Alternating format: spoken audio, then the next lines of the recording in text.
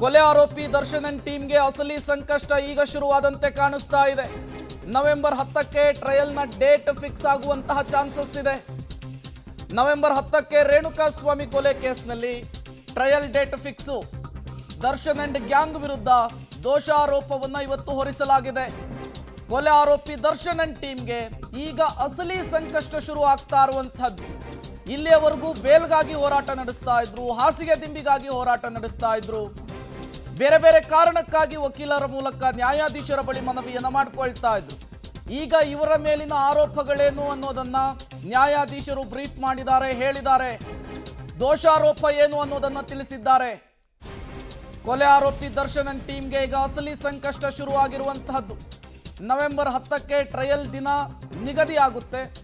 November 10ರ ನಂತರ ತ್ವರಿತಗತಿಯಲ್ಲಿ ವಿಚಾರಣೆಯನ್ನು ನಡೆಸೋದಕ್ಕೆ ಮುಂದಾಗ್ತಾರೆ ನ್ಯಾಯಾಧೀಶರು. ಕಾಲಮಿತಿಯ ಒಳಗೆ ವಿಚಾರಣೆ ಮುಗಿಯುವಂತಹ ಸಾಧ್ಯತೆ ಇದೆ. ಬೇಗ ವಿಚಾರಣೆಯನ್ನು ಮುಗಿಸುವಂತೆ ಸುಪ್ರೀಂ ಕೋರ್ಟ್ ಈ ಹಿಂದೆ ಸೂಚನೆಯನ್ನ ಕೊಟ್ಟಿತ್ತು. ದರ್ಶನ್ ಅಂಡ್ ಗ್ಯಾಂಗಿಗೆ ಇದೇ ವಿಚಾರಗಳು ಈಗ ಹೊಸ ಟೆನ್ಷನ್ ಅನ್ನ ಶುರು ಮಾಡಿರುವಂತಹದ್ದು. ಕೊಲೆ ಆರೋಪಿ ದರ್ಶನ್ ಅಂಡ್ ಟೀಮ್ಗೆ ಈಗ ಅಸಲಿ ಸಂಕಷ್ಟ ಶುರು ಆಗ್ತಾ ಇದೆ. ನವೆಂಬರ್ 10ಕ್ಕೆ ವಿಚಾರಣೆಯ ಡೇಟ್ ಫಿಕ್ಸ್ ಆಗುತ್ತೆ, ಟ್ರಯಲ್ ಡೇಟ್ ಫಿಕ್ಸ್ ಆಗುತ್ತೆ.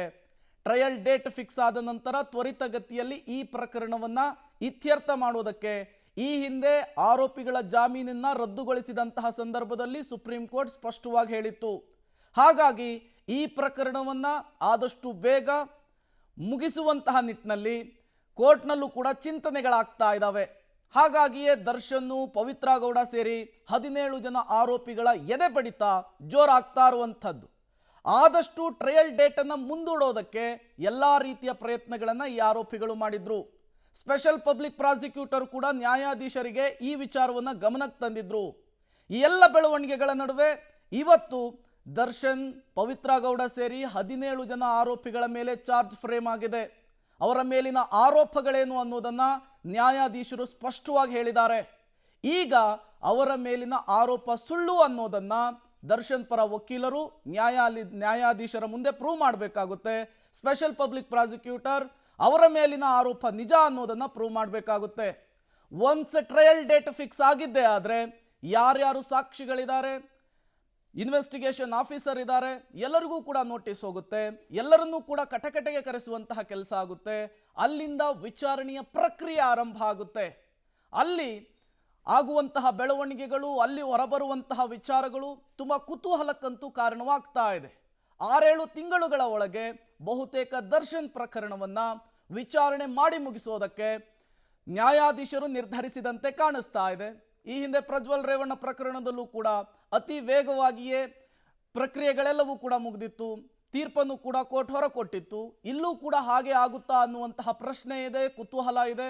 ನವೆಂಬರ್ 10ರ ಬಳಿಕ ಬಹುತೇಕ ಅದಕ್ಕೆ ಉತ್ತರ ಸಿಗುವಂತಹ ಸಾಧ್ಯತೆ ಇದೆ. ಇವತ್ತು 17 ಜನ ಆರೋಪಿಗಳು ಕೂಡ ನ್ಯಾಯಾಧೀಶರ ಮುಂದೆ ಪ್ರೆಸೆಂಟ್ ಆಗಿದ್ರು. ಇವರ ಮೇಲಿರುವಂತಹ ಆರೋಪಗಳೇನು ಅನ್ನೋದನ್ನ ನ್ಯಾಯಾಧೀಶರು ಹೇಳಿದ್ದಾರೆ. ಅವೆಲ್ಲವೂ ಕೂಡ ಸುಳ್ಳು, ನಾವು ಕೊಲೆಗಡಕರಲ್ಲ ಅನ್ನೋದನ್ನ ನ್ಯಾಯಾಧೀಶರ ಮುಂದೆ ಆರೋಪಿಗಳು ಹೇಳಿದ್ದಾರೆ.